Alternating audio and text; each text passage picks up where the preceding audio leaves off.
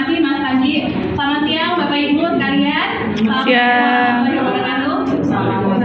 Oke, gimana? Masih kenyang? Sudah kenyang? Aku belum kenyang. Oke, sebelumnya terima kasih dulu kepada Muslim Indonesia yang sudah memberikan saya kesempatan untuk sharing Business Opportunity Meeting hari ini, di siang hari ini, dan izinkan saya juga mengapresiasikan Anda semua yang sudah hadir. Saya tahu banyak kesibukannya dan sangatlah tidak mudah untuk hadir di siang hari ini. Oke, tadi Mas Panji memperkenalkan nama saya panjang banget ya. Nama saya Gatia Miladunkan Rahmatunjung. Biasanya dipanggil Ganti ya. Saya dulu pernah kuliah di Jepang di SMK Asia Pacific University, jurusan Bachelor of Social Science. Saya juga tadi sudah dikenalkan juga sebagai guru TK selama 5 tahun namanya, dan pernah punya bisnis salon. Dan sekarang saya menjalankan bisnis mesin berdua bersama suami saya.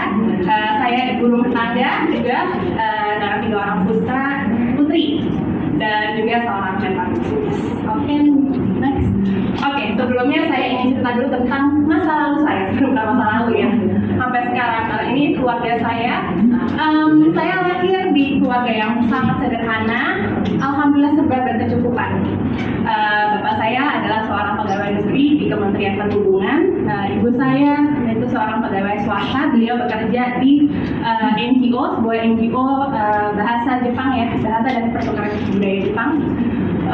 Saya anak ketiga dari 4 bersaudara dan kebetulan anak perempuan satu-satunya. Siapa yang ada anak perempuan satu-satunya di sini? Oke, ada. Anak sendiri, anak tunggal ya. Oke, jadi lumayan agak ketat ya. Kalau misalnya anak perempuan selalu dijaga sama ayah dan ibunya gitu ya, untuk tidak kemana-mana gitu.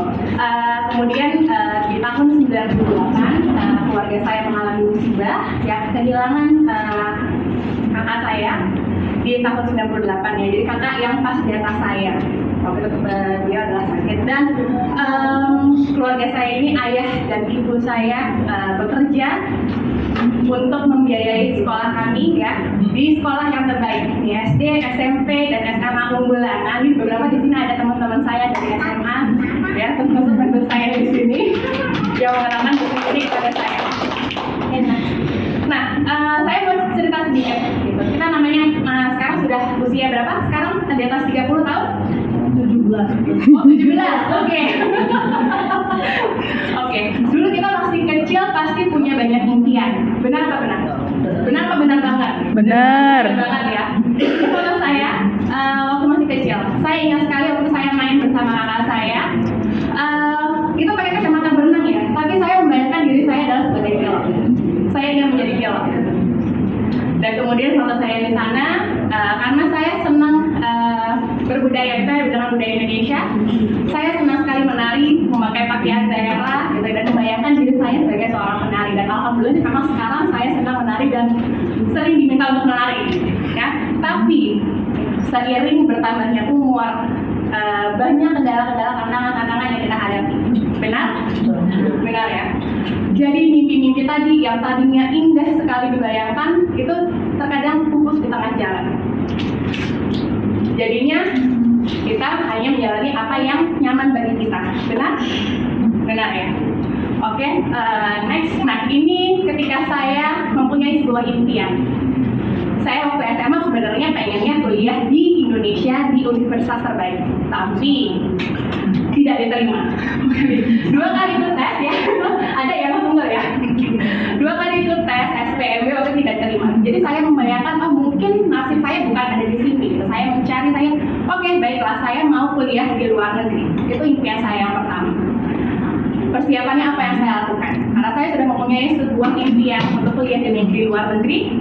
Saya harus les bahasa Inggris. Untuk apa? Untuk berkomunikasi. Karena kalau main sekolah di luar negeri harus pakai bahasa Inggris ya. Kemudian ikut juga tes TOEFL. Nah, rata-rata semua universitas mengharuskan untuk mewajibkan kita untuk ikut tes TOEFL ini. Semakin tinggi nilainya, semakin besar juga peluang kita untuk bersekolah di luar negeri. Dan saya juga mencari sekolah yang ada beasiswa.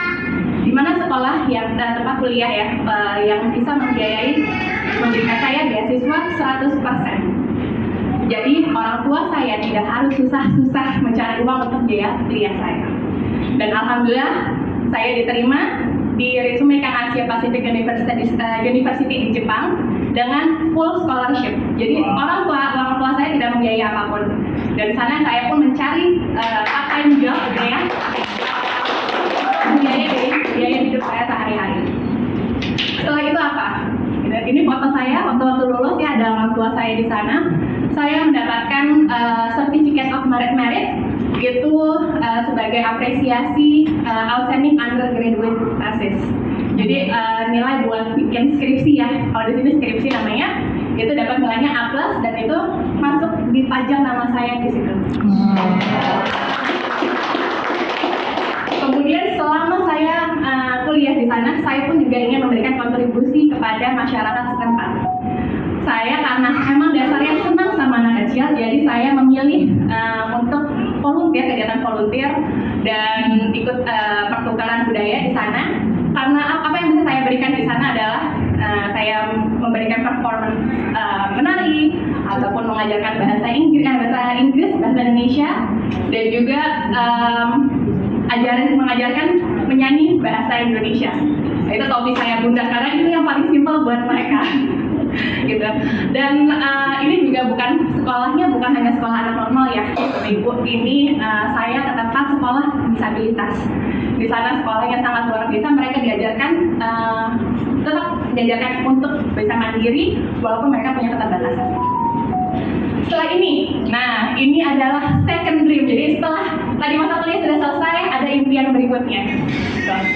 Impian saya karena saya sudah melakukan volunteer sebagai guru, maka saya ingin menjadi guru. Saya mencari ada sekolah yang punya murid dengan disabilitas juga, atau mungkin anak berkebutuhan khusus. Saya mengajar dari 2010 sampai 2014 ya, itu 4,5 tahun kurang lebihnya. Kemudian saya juga punya goal nih, pasti kalau sudah kuliah pasti pengen menikah dong. Saya punya target, makanya saya harus menikah di usia sebelum 30 tahun. Alhamdulillah gitu ya, tercapai juga di November 2011 di usia saya 26 tahun. Suami saya yang di sana di belakang, ya sayangnya. Kemudian saya juga punya impian punya rumah sendiri, gitu. Karena saya tahu walaupun sebagai anak perempuan satu-satunya lebih akan sulit buat saya untuk keluar rumah. Jadi saya waktu itu mengajak ayah saya untuk mencarikan rumah yang diizinkan beliau untuk pindah. Gitu. Jadi sebenarnya mencari rumah itu dari sebelum nikah, akhirnya dapat bisa beli rumah di tahun 2012. Oke. Nah ini impian saya yang ketiga, setelah menikah tentunya mau punya anak. Itu di goal settingnya ya, mau punya anak berapa? Punya 3 anak. Nah punya 3 anak, kebetulan alhamdulillah itu dikasihnya mepet-mepet ya. Mepet-mepet ada di tahun 2012, 2014, kemudian tahun 2016 saya melahirkan. Jadi 4 tahun saya melahirkan 3 kali. Kemudian kemudian juga pasti punya impian mempunyai sebuah bisnis, walaupun dilahirkan bukan dari orang tua yang mempunyai visi memiliki bisnis, tetapi saya ingin mempunyai bisnis sendiri. Gitu. Dan alhamdulillah orang tua saya diberikan rezeki, kami diberikan amanah, diri saya, kakak saya dan adik saya diberikan amanah untuk mengelola satu buah gedung. Mungkin yang di daerah Tangerang, Bintaro, Ciputat mungkin pernah lewatin gedung ini. Ini ada di Sawah Lama, namanya Gedung Geraha 71. Itu ada 4 lantai. Pokoknya kita menginginkan itu sebagai one stop shopping. Jadi ada semuanya, ibu, bapak, anak-anak semuanya bisa datang ke sana untuk semuanya bisa pelayanannya. Oke, next. Nah ini dia bisnisnya di Geraha 71 ya. Jadi satu buah gedung ada 4 lantai. Itu dikelola untuk disewakan lagi dan juga ada bisnis salon. Salonnya namanya Haircraft dan Kesara, itu dibikin tahun grand launchingnya itu di Agustus 2015. Nah salonnya sendiri dilihat ya, kelihatan gambarnya? Nah itu ya, kalau mungkin dilihat itu sangat mewah ya. Jadi kita mau menyediakan tempat salon itu 1,5 lantai. Yang di lantai bawah buat yang umum, buat anak-anak, yang dewasa, Kemudian kami juga menyediakan tempat orang yang mau merokok gitu di ruangan khusus, dan di atas itu ruangan khusus untuk berhijab. Dan juga ada treatment buat facial dan hijab. Nah, ini juga waktu itu diresmikan oleh Ibu Airin, dan ini kebetulan di sini ya ada karyawan saya juga, ada ibu sama nenek saya. Kemudian ada semuanya di situ keluarga saya, dan ini waktu itu sedang ada acara hair spa gitu ya, kayak spa party dengan anak-anak gitu. Jadi karena anak-anak, jadi saya yang diminta diwawancara. Ini di sini masuk ke TV One ya kalau nggak salah. Iya. Gitu. Jadi memang bukan artis gitu ya, tapi diminta itu, saya pengen juga ya. Ada yang pengen jadi saya mau masuk TV, ada? Ada yang masuk TV kita udah tiap hari, oke. Di TV. Di ya. Bisa apa itu masuk juga ya. Oke, ini adalah bisnis yang dirintis tahun 2015 bersama dengan keluarga saya. Oke, next. Nah, 1 bulan setelahnya, di September 2015, suami saya yang waktu itu sudah resign juga dan membantu saya mengelola gedung dan salon, mencari sebuah peluang bisnis lainnya, gitu. Dan diperkenalkanlah dengan bisnis Nuskin yang sampai sekarang kami kerjakan. Waktu itu memang saya belum mau menjalankan bisnisnya, tapi memang sedang mencari ikhtiar untuk kesehatan mama saya yang waktu itu sedang komplikasi, terkena radang paru, stroke, dan jantung yang berulang. Itu 2 kali dirawat di rumah sakit. Yang pertama dengan pengobatan dokter tidak ada progres yang signifikan dan memaksa untuk pulang. Jadi kami menandatangani surat untuk pulang. Jadi kalau ada apa-apa, pihak rumah sakit tidak bertanggung jawab. Di rumah 2 hari karena tidak ada yang mengontrol, drop lagi dan kembali lagi dirawat di rumah sakit. Apa yang kami lakukan? Kami mencari ikhtiar lagi suplementasi dan ditawarkan mencoba suplementasi yaitu Wispan, karena waktu itu di 2015 September ada LTO Wispan.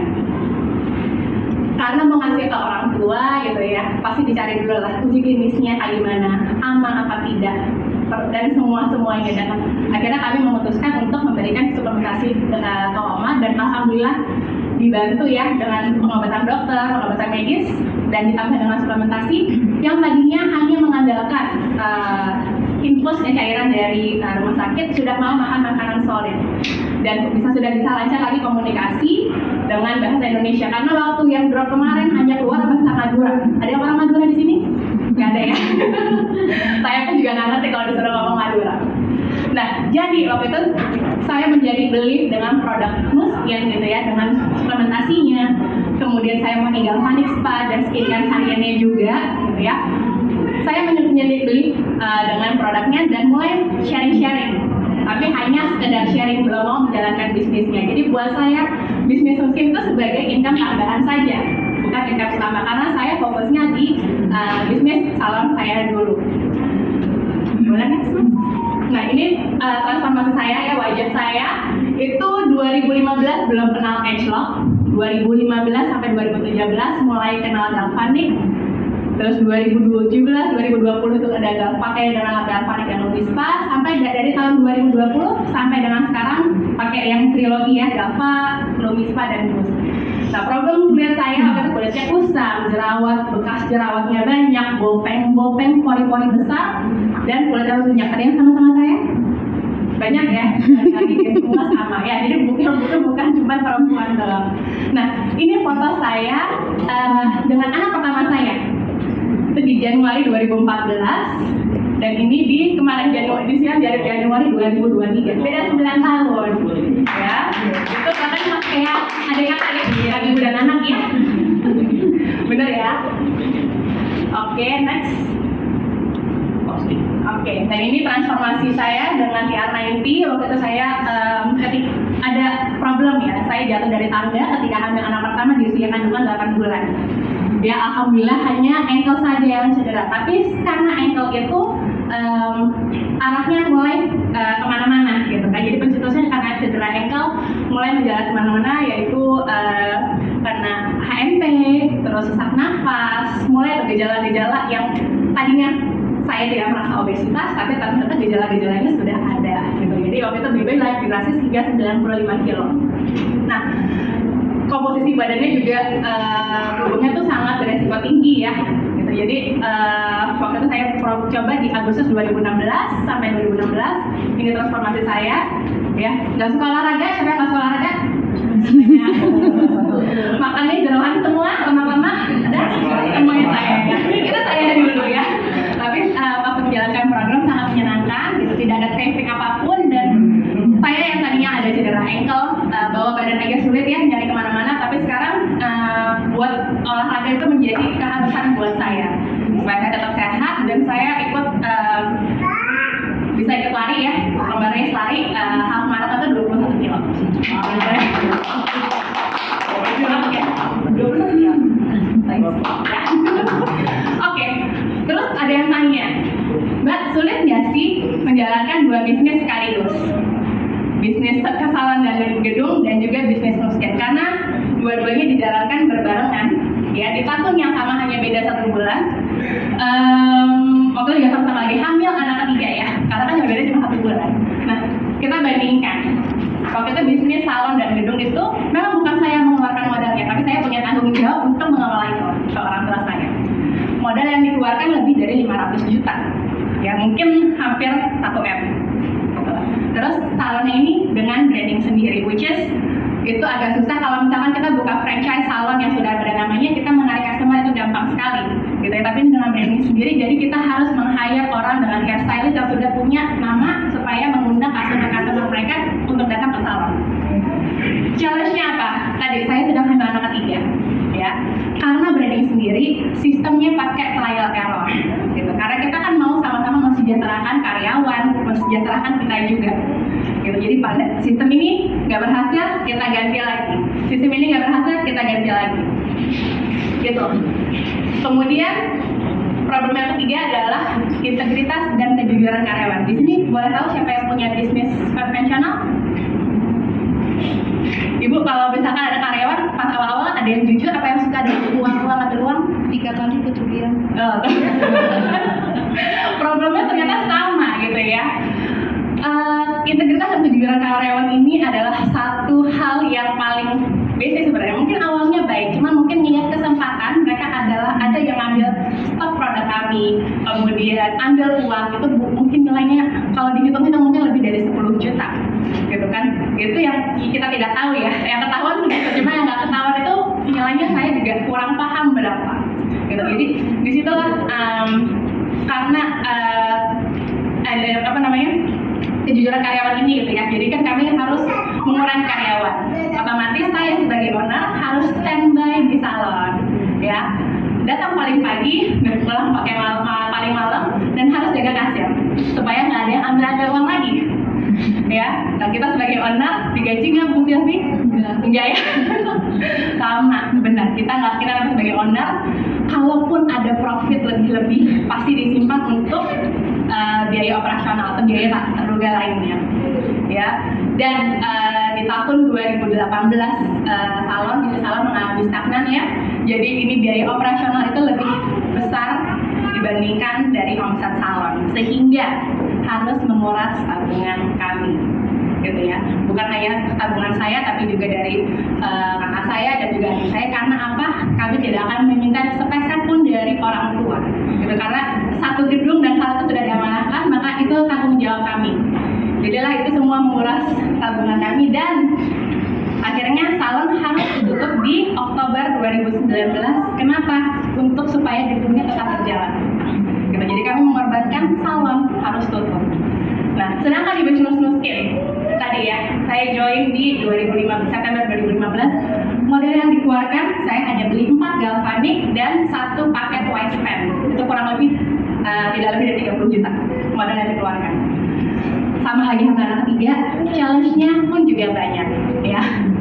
Dari segi karakter, saya adalah orang yang introvert. Saya tidak suka ketemu dengan orang baru, saya tidak suka keramaian. Untuk berbicara gini aja dulu mungkin nggak bisa ya. Saya adalah orang yang sangat pesimis gitu ya. Kemudian tidak suka negative thinking. Jadi kalau misalkan ada orang yang baik sama saya tuh selalu ngeblok-blok. Ini orang maunya apa ya? Ada pengen apa dari saya? Cari keuntungan apa buat saya? Karena itu ya, karena karakter saya itu mungkin orang ngiranya name listnya saya banyak karena punya salon. benar. Tapi ternyata tidak, karena saya selalu mengira orang mau hubungi saya kalau ada maunya, berarti kalau misalkan saya mau hubungi mereka, saya ada perlu sama mereka. Gitu. Dan itulah yang menjadi satu challenge, sangat-sangat challenging buat saya. Dan kemudian time management tadi, menjalankan 2 bisnis sekaligus harus butuh waktu untuk mengatur waktu dengan baik sekali gitu. Jadi tadi karena transfer karyawan ya, saya harus standby di salon sehingga saya tidak bisa fokus di bisnis musik. Memang saya memenuhi setiap bulannya gitu ya kualifikasi sebagai seorang BM gitu. Tapi hanya sekedar maintain customer, tidak mengembangkan bisnisnya. Disitulah mungkin tadi karena uang yang ada di tabungan kami terkuras gitu, tapi mungkin bisnis mungkin ini menghasilkan. Jadi bisnis mungkin ini yang tadinya hanya sekedar income tambahan menjadi income utama keluarga kami yang membiayai biaya kehidupan kami sehari-hari.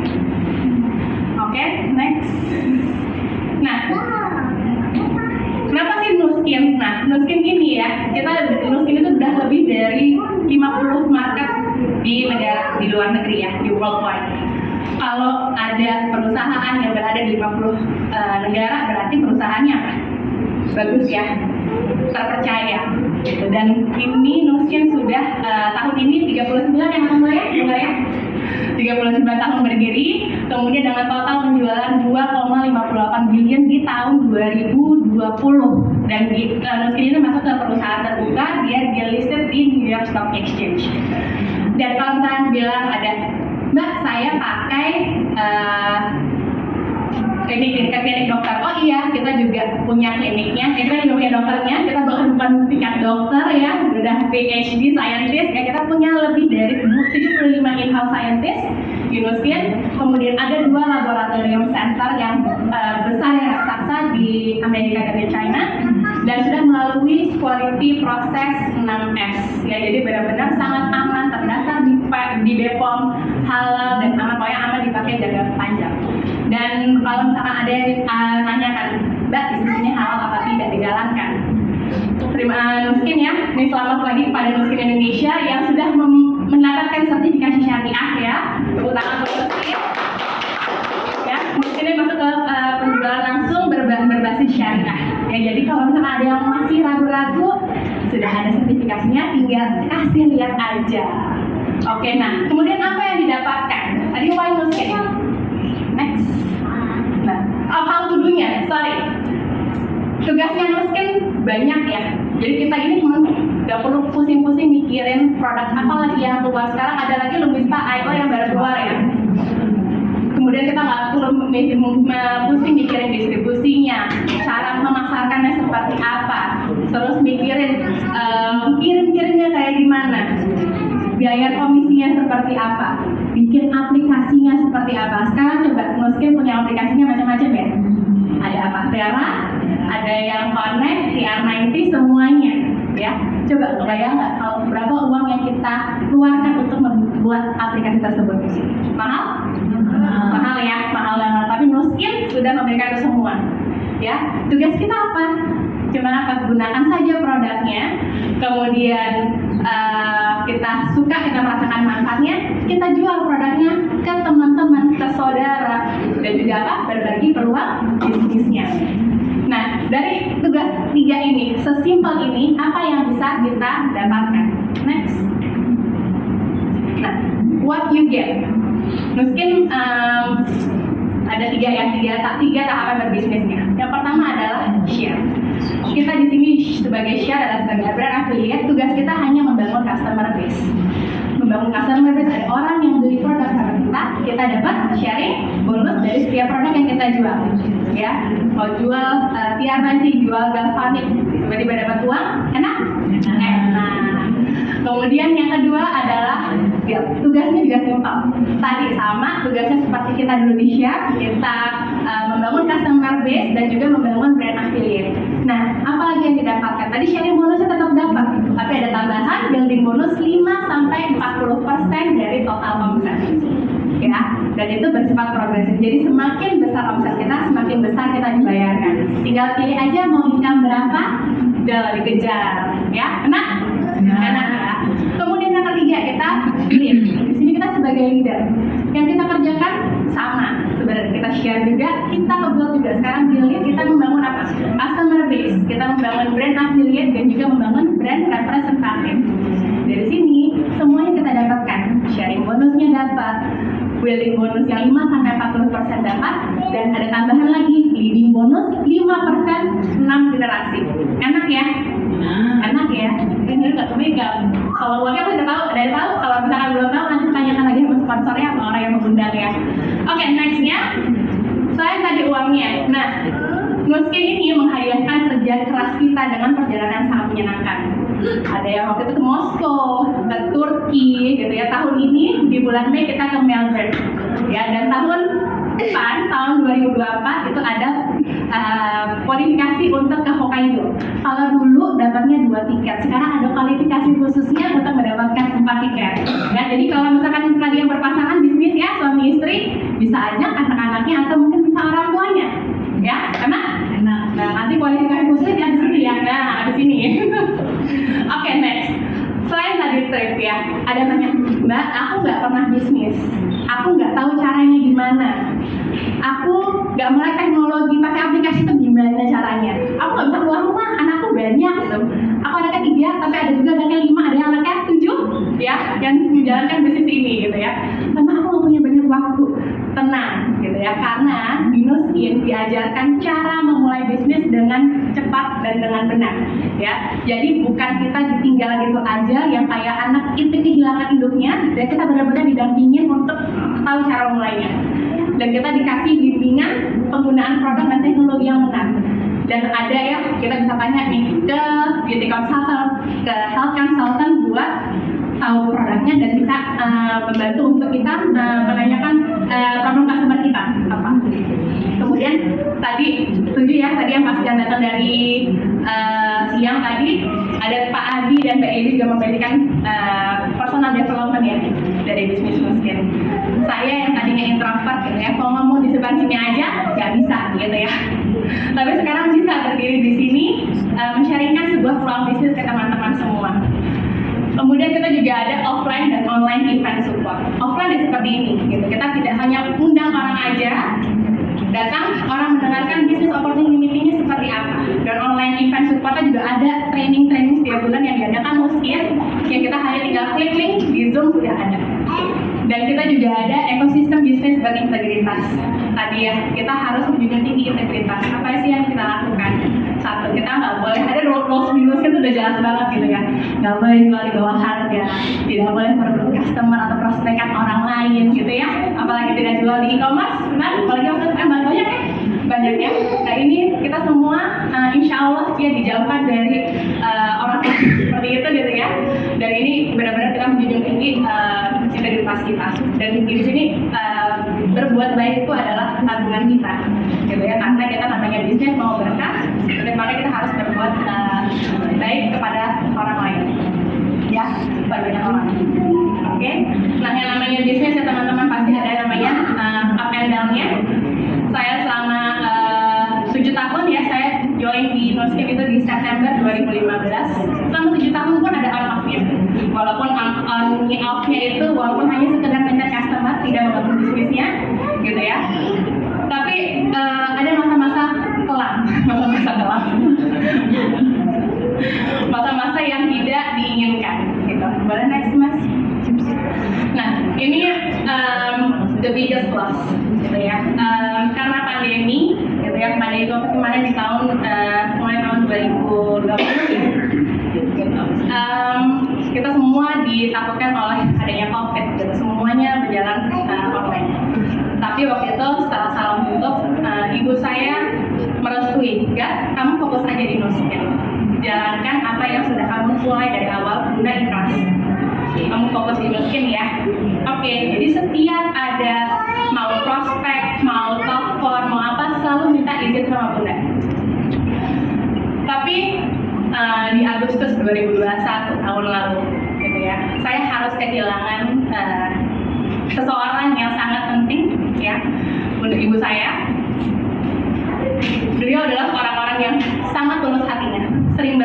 baik ke orang lain gitu. Dan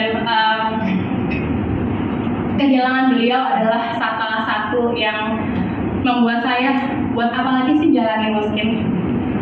Udah nggak ada orang lagi yang selalu mendukung, walaupun memang ada suami saya, tapi apa-apa saya selalu ceritanya ke mama saya duluan, ke ibu saya. Buat apa sih jalanin miskin? Orang mau makan aja susah gitu ya. Selalu dikit-dikit ke kamar mandi untuk nangis, tapi kadang mau diketok langsung nyalain air supaya nggak kedengeran kalau lagi nangis dan dikunci. Sampai untuk kayak anak-anak jadi tidak terurus, suami pun juga. Karena yang saya pikirkan rasa kegalauan ini sangatlah besar. Tapi alangkah egoisnya saya, kalau saya hanya memikirkan diri saya sendiri, tidak memikirkan anak-anak dan suami. Padahal dan salah satu yang sangat menguatkan adalah ibu saya ini dia cukup aktif di sosial media. Jadi selalu ada event apapun, selalu dia posting di Facebook dan selalu tag misalkan foto-fotonya. Boleh next mas? Nah, ini adalah permintaan terakhirnya.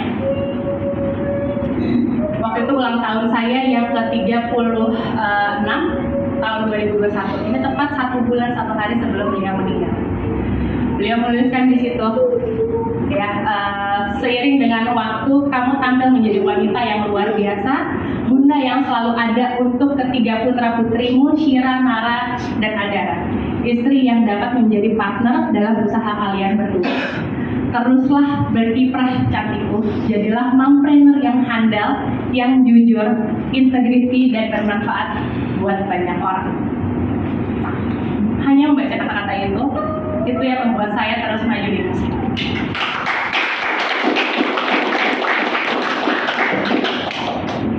Karena permintaan beliau lah saya terus menjalankan gitu. Dan ketika tahu ada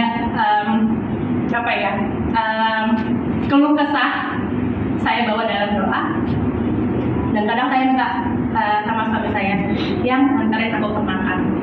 Itu dulu mungkin pas awal-awal seminggu sekali pasti ke sana. Dan sekarang pun anak-anak juga nanya, Bunda kapan kita ke makam Titi? Kenapa? Habis mimpi Titi ya? Iya, habis mimpi apa? Habis belanja makanan katanya. Karena dulu anak-anak selalu nemenin neneknya belanja. Jadi inilah Bunda yang walaupun mungkin sekarang udah tidak ada lagi sama saya, tapi beliau selalu ada di hati saya dan yang selalu menggerakkan apapun itu. Boleh next mas? Nah ini tadi saya bilang bukan tentang bagaimana caranya, tapi apa yang kita mau. Why-nya kita menjalankan ini apa?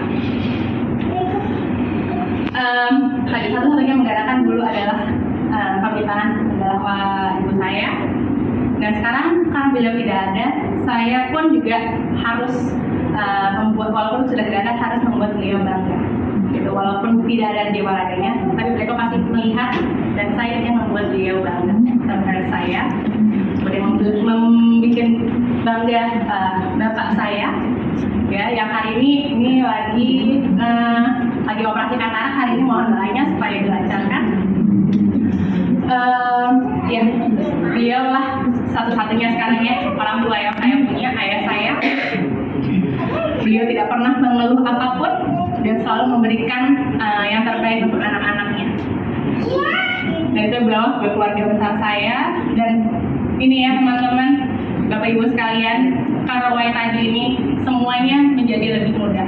Karena kita nggak tahu gimana caranya menjalankan, tapi kalau ada Y yang kuat, itu semua insya Allah akan dimudahkan. Waktu itu ada trip kualifikasi ya ke Melbourne yang akan berangkat di Mei bulan ini, tahun ini, ya. Alhamdulillah kami menyelesaikan kualifikasi itu.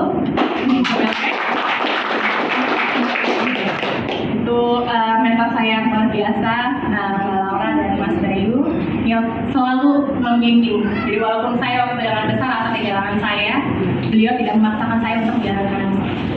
Ya, hanya tanya, ya, hanya menanyakan kabar saja, tidak membahas tentang miskin sekalipun. Ya, dan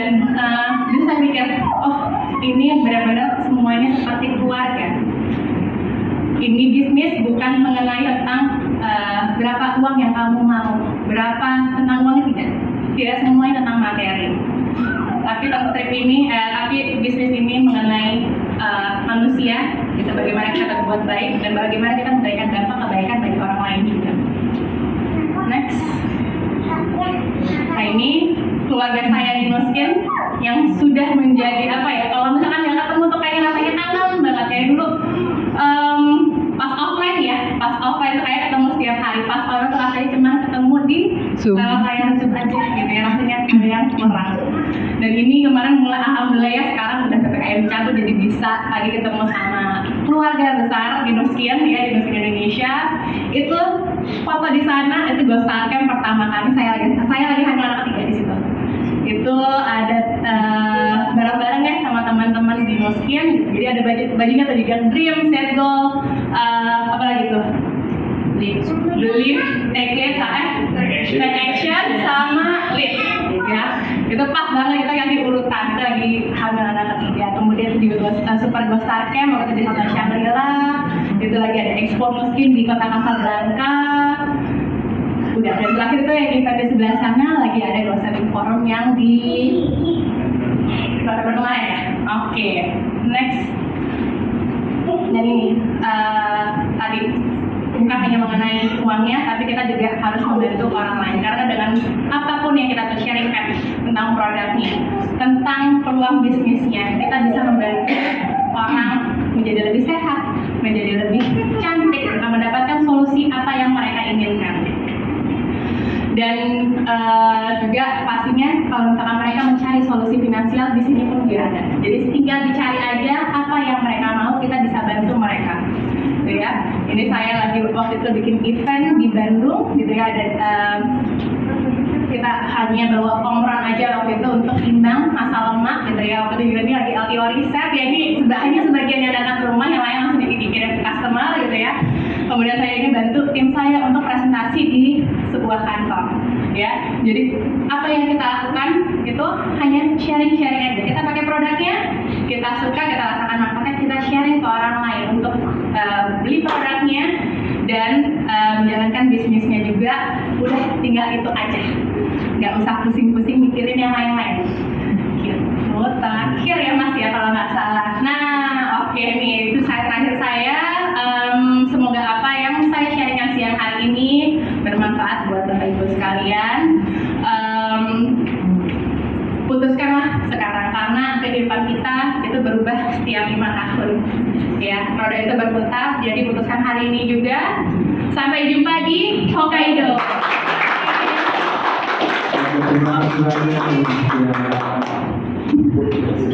Terima kasih banyak, alhamdulillah. Terima kasih banyak ya Bu, sharingnya luar biasa banget.